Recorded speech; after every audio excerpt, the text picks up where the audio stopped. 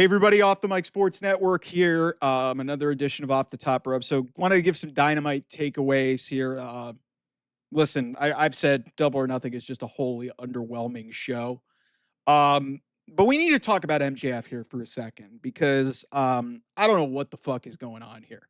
I'm starting to lose patience. I've been willing to see where this has gone because this is the MJF Hurt Syndicate stuff has genuinely been the most interesting stuff on this show from a storyline perspective, pretty much throughout the entire year. Because MJF is just so freaking talented, and MVP and Bobby Lashley and Shelton Benjamin, or Benjamin Shelton, as Hulk Hogan calls him, have been really entertaining and have been really over as the Hurt Syndicate. I don't know what the end game is for this. I really do not know what the end game is for this whole Hurt Syndicate MJF partnership. I really don't. Because now we're heading into Double or Nothing.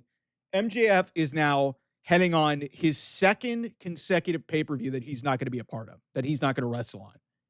That's one of your top stars. That's one of your biggest gets, one of your biggest draws in the company. And he's basically a background character. He looks basically next to these guys, he looks like the last pick in the draft, which MJF looking small in any capacity and looking like a geek in any capacity to me is just malpractice. That's just malpractice. So I don't know what the end game is, because you thought that going into this segment, the fact that they admitted him in and then they were like, oh, we're going to have a contract signing. We're going to have a contract signing. And usually in wrestling, contract signings result in some sort of calamity, some sort of crazy shit happening. Nothing happened in this. We just got a promo with Sammy Guevara and Dustin Rhodes, who are facing the Hurt Syndicate at the pay-per-view for the tag team championships. That's what we got out of this. So what's the end game here? Really?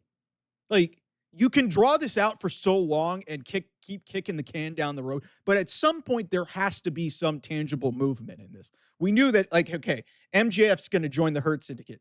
What's the next shoe to drop?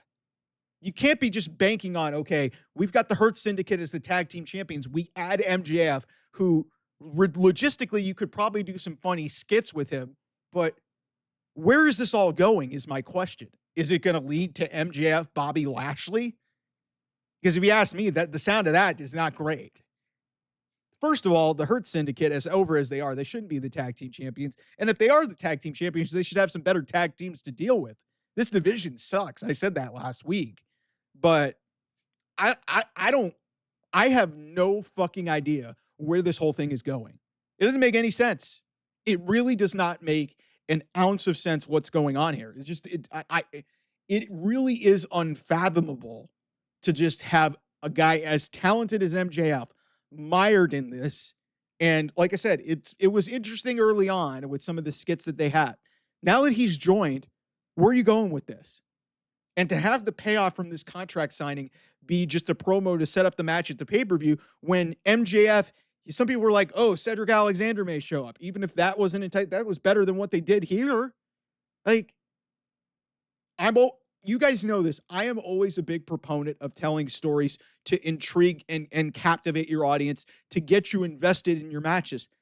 This is exactly what bad storytelling does.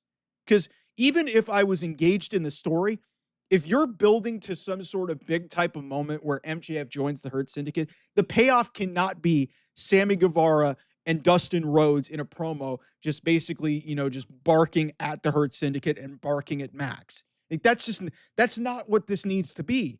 You need to make this feel like a big deal, and this feels like so much more insignificant than it should be. This is MJF. This is the longest reigning world champion in the history of this company. And here he is. He feels entirely small. He feels almost like an afterthought in this whole thing.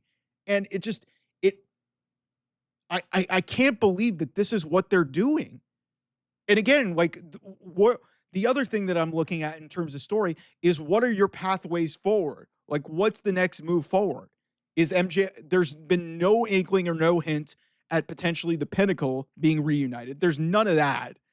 And like I said, we're going into Double or Nothing, and it's like, okay, MJF's in the Hurt Syndicate, but where's the next? Like, what is he going to help? Like, he's going to help him beat Sammy Guevara and Dustin Rhodes? That's your big payoff going into a big show like that? That's what this is? Really? And again, this raises the point of like, okay, what the hell are you doing? You have freaking Nigel McGuinness and Daniel Garcia fighting FTR. That would be a good tell. It's just none of this really feels as big as it should. And they had a chance to really do something compelling. And the payoffs here, this is the other element of the whole thing. Is like sometimes, stories are great, but you have to have good payoffs. There's been nothing here. And we've been at this for what, a month? We've been at this since before Dynasty that MJF was trying to get into the Hurt Syndicate. Like this has been going on for over a month now. This has been going on for like 6 weeks.